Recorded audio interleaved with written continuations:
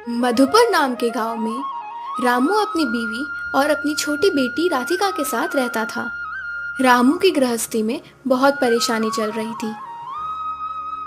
रामू बाजार में छोटा सा मिर्ची वड़े का ठेला लगाता था और रामू के ठेले के पास एक बहुत बड़ी हलवाई की दुकान थी जिसका मालिक मंगल बड़ा ही घमंडी था। आइए आइए, ताजे ताजे गर्मा गर्म मिर्ची वड़ा खाइए, आइए आइए। मंगल की दुकान पर ग्राहकों की लंबी लाइन लगी होती थी, लेकिन रामू के यहाँ पर तो सिर्फ मक्खियाँ ही घूमती रहती थी। भाग्यवान, कहाँ हो? जरा एक गिलास पानी तो देना, बहुत प्यास लग रही है। सावित्री उसे पानी लाकर देती है। आज भी शायद ठेले पर कुछ बिका नहीं ना? तुम्हें ये सब कैसे पता? तुम्हारा तो ये रोज का हो गया है। तुमसे बोलती हूँ कि मुखिया जी के यहाँ काम कर लो, कम से कम घर का खर्चा तो निकलेगा। तुम्हें पता तो है पहले हमारी दुकान कितनी अच्छी चलती थी, लेकिन जब से हमारे ठेले के सामने वो बड़ी सी दुकान बनी है तब से कोई हमारे यहाँ से मिर्ची वड़े खरीदते ही नहीं है। मुझे नहीं पता, लेकिन अब तुम ये मिर्ची वड़े का ठेला नहीं लगाओगे। तो तुम क्या चाहती हो, मैं इसे बंद कर दूं? देखिए, ऐसे करने से हमारा पेट तो भरेगा नहीं। मुझे पता है इससे हमारा पेट तो नहीं भरेगा, लेकिन मैं ये दुकान बंद नहीं कर सकता। ये मेरे स्वर्ग पिताजी की दुकान है और मैं नहीं चाहता कि मैं इसे बंद करूं। तुम बस थोड़े दिन और रुक जाओ। जब से मेरी शादी हुई है तब से मैं यही सुनते आ रही हूँ। देखो सावित्री, भगवान हमारी भी जरूर सुनेंगे। फिर हमारे भी मिर्ची वड़े की दुकान बहुत अच्छी चलेगी। फिर हमारे भी अच्छे दिन आएंगे जिससे हमें किसी चीज की कमी नहीं होगी। तुम बस इसी अंधविश्वास में रहो। हमारे घर में एक छोटी सी बच्ची भी है जिसके लिए अभी तक हमने कुछ किया भी नहीं। तुम बस अपने मिर्ची वड़े का ठेला चलाओ। मैं और मेरी बेटी राधिका मेरे भैया के घर जा रहे हैं। जिस दिन मिर्ची वड़े की दुकान पर अच्छी कमाई हो जाए उस दिन मुझे और मेरी बेटी को मेरे भाई के लेने आ जाना। उससे पहले मुझे अपनी शक्ल भी मत दिखाना। अरे सावित्री, सुनो, कहाँ जा रही हो? ऐसे मुझे अकेला छोड़ के मत जाओ। राधिका, हम अपने मामा के घर चलते हैं। जब तक तुम्हारे पिताजी अच्छी कमाई लेकर नहीं आ जाते तब तक हम इस घर में कदम तक नहीं रखेंगे। सावित्री अपनी बेटी राधिका को लेकर घर से बाहर जाने लगती है और रामू दुखी होकर सिर्फ देखता रहता है। अरे राधिका, सुनो, अगर तुम्हें जाना ही है तो कल सुबह चले जाना। इस तरह रात में बच्ची को लेकर जाना खतरे से खाली नहीं है। मुझे तो रास्ते से ज्यादा इस घर में दिक्कत लगती है। चल राधिका, हम चलते हैं। रामू बस दुखी होकर उन्हें देखता रहता है और वो कुछ नहीं कर पाता। अगले दिन रामू किराने की दुकान पर सामान लेने जाता है। अरे विनोद भाई, जरा मुझे 2 किलो बेसन तो तोल के दे दीजिए। अरे रामू, तुम्हें पता है बेसन का भाव तो आसमान छू रहे हैं। 90 रुपए किलो हो गए हैं। अरे अरे विनोद भाई, कैसी बातें कर रहे हो?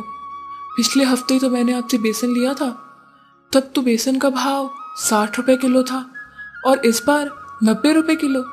ये कैसे हो गया? देखो रामू, तुम मेरे पुराने ग्राहक हो। अगर तुम्हें कोई एतराज ना हो तो मेरे पास पुराना बेसन पड़ा है जो मैं तुम्हें अच्छे भाव में दे सकता हूँ, पर हाँ, वो थोड़ा मिलावटी है। वैसे भी मिर्ची वड़े तलने के बाद कौन सा ही पता चलेगा कि कौन सा बेसन इस्तेमाल किया गया है। नहीं नहीं भाई, मेरे ग्राहक मेरे लिए भगवान की तरह है। मैं उनके साथ धोखा नहीं कर सकता। मैं खराब चीजें इस्तेमाल कर कर उन्हें धोखा नहीं दे सकता। देखो रामू, ऐसे तो तुम्हारी मर्जी, लेकिन मैं तो तुम्हारे भले के लिए बोल रहा हूँ। कोई नहीं भाई, अगर बेसन का भाव बढ़ा है तो मुझे 2 किलो बेसन तोल के दे दीजिए। मैं जानता था रामू, तुम अपने काम में कफला नहीं करते। मैं ये भी जानता था कि तुम ये खराब बेसन अपने मिर्ची वड़े बनाने में तो इस्तेमाल नहीं करोगे, लेकिन अगर तुम थोड़ा मुनाफा नहीं कमाओगे तो तुम अपना घर कैसे चलाओगे?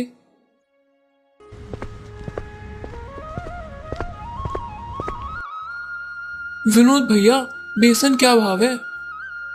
अरे मंगल भैया, आज तो बेसन 90 रुपए किलो है। अरे विनोद भैया, हमें वो अच्छा वाला बेसन नहीं चाहिए। आपके पास वो मिलावटी वाला बेसन है ना, आप हमें वही दे दो जो हम पिछले हफ्ते लेकर गए थे। हाँ है तो ठीक है विनोद भाई, मेरे लिए वही बेसन 5 किलो पैक कर दीजिए। मैं कोई अमीर आदमी तो हूं नहीं जो अच्छा बेसन इस्तेमाल करूंगा। मंगल ये बात रामू को सुना रहा था। हमें दुकान में बैठ के मक्खियां नहीं मारनी, आप तो हमें वो बेकार वाला बेसन ही दे दीजिए। हमारे पास इतने पैसे नहीं है जो हम बढ़िया वाला बेसन का इस्तेमाल करें। हाँ। मंगल और उसका कारीगर रामू को देखकर जोर जोर से हंसने लगते हैं। मंगल की बातें सुनकर दुकानदार को अच्छा नहीं लगता। मंगल भैया, आप मेरे बारे में कुछ भी बोलिए, लेकिन मैं अपने ग्राहकों के साथ बेईमानी नहीं कर सकता। मैं उन्हें खराब मिर्ची वड़ा नहीं खिला सकता। अरे रामू, तो मैंने तुझे थोड़ी ना कहा है कि तू महंगी चीजों का इस्तेमाल करे और मक्खियां मारे। थोड़ी देर बाद जब रामू अपने ठेले पर जाता है तो वहां मक्खियों के अलावा और कुछ नहीं होता। रामू बहुत दुखी हो जाता है क्योंकि सामने वाली दुकान पर सब चाव से खा रहे होते हैं। मंगल ने इतनी मिलावटी वाला बेसन इस्तेमाल किया, फिर भी उसकी दुकान पर इतनी भीड़ और मेरे यहाँ पर मक्खियों के अलावा और कुछ भी नहीं है। तभी उसके ठेले के आगे से एक साधु बाबा गुजरते हैं। हे भगवान, कहाँ है तू? कभी तो मेरे बारे में सोच, कभी तो मुझ पर ध्यान दे। ये सुनकर साधु बाबा उसके ठेले पर आकर खड़े हो जाते हैं। क्या हुआ बेटा, तुम इतने परेशान क्यों हो और तुम ऐसे रो क्यों रहे हो? नहीं साधु बाबा, कुछ नहीं, वो तो मैं बस ऐसे ही। तुमने तो कोई प्याज भी नहीं काटे बेटा, जिसकी वजह से तुम्हारी आंखों में कोई तकलीफ हो। कुछ नहीं साधु बाबा, मैं तो बस ये सोच रहा हूँ कि सब कुछ इतना अच्छे करने के बाद भी मेरी किस्मत इतनी बुरी क्यों है। अब मैं कभी मिर्ची वड़ा नहीं बेच पाऊंगा। जीवन में कभी उदास नहीं होना चाहिए बेटा। कुछ अच्छा होने के लिए कुछ बुरा होना भी जरूरी होता है। तुम मुझे बताओ, तुम्हारे जीवन में क्या परेशानी है? साधु बाबा, अगर आप मेरी सारी परेशानी दूर कर सकते हैं तो मैं आपको सब कुछ बताता हूँ। रामू ने साधु बाबा को सब कुछ बताया कि कैसे उसे उसकी बीवी छोड़कर चली गई और किराने की दुकान पर कैसे मंगल ने उसको कितना सुनाया। अरे बेटा, जीवन में कठिनाइयां तो आती जाती रहती है, हमें उसका सामना करना चाहिए। गीदड़ की बातें भागना नहीं चाहिए। साधु बाबा, मेरी ये परेशानी कैसे दूर होगी, अब आप ही मुझे बताइए। क्या तुम मुझे अपने हाथ से बने मिर्ची वड़े खिला सकते हो? रामू साधु बाबा को मिर्ची वड़े दे देता है।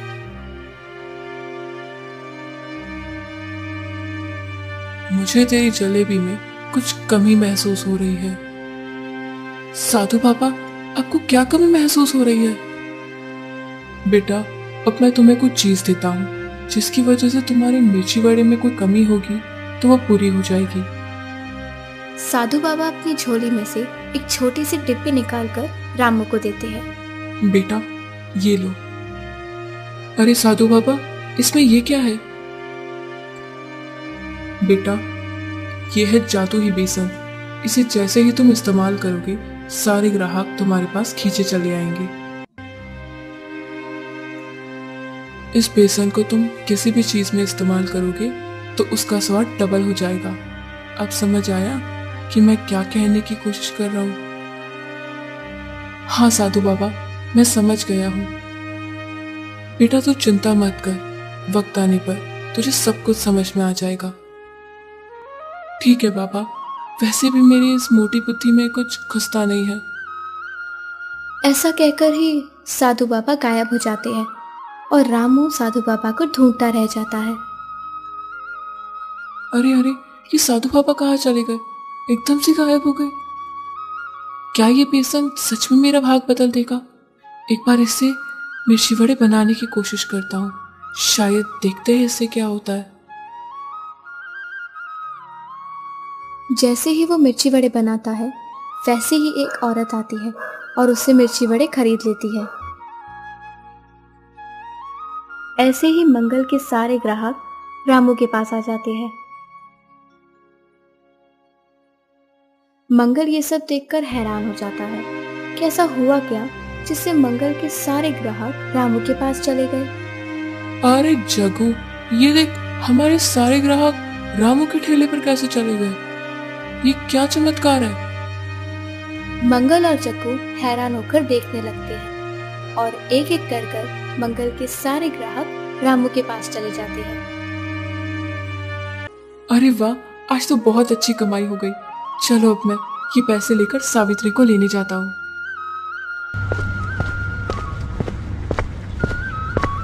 सावित्री, ओ सावित्री, जरा बाहर आना। ये देखो, मैं तुम्हारे लिए क्या लेकर आया हूँ। आ रही हूँ। ऐसा कौन सा ही खजाना लेकर आए हो जो इतना जोर जोर से चिल्ला रहे हो? ये ले सावित्री, मैं तेरे लिए पोटली भरकर पैसा लेकर आया हूँ। तूने कहा था ना, जब मैं मिर्ची वड़े बेचकर कुछ पैसे कमा लूंगा तो तू मेरे साथ मेरे घर चलेगी। चल, मैं तुझे और मेरी बेटी राधिका को लेने आया हूँ। ये इतने सारे पैसे, ये तुमने सच में जलेबी ही बेची है ना, या किसी के घर में डाका तो नहीं डाल दिया? अरे नहीं नहीं, ये तो कैसी बातें कर रही है। मैंने ये सब मिर्ची वड़े बेचकर ही कमाए हैं।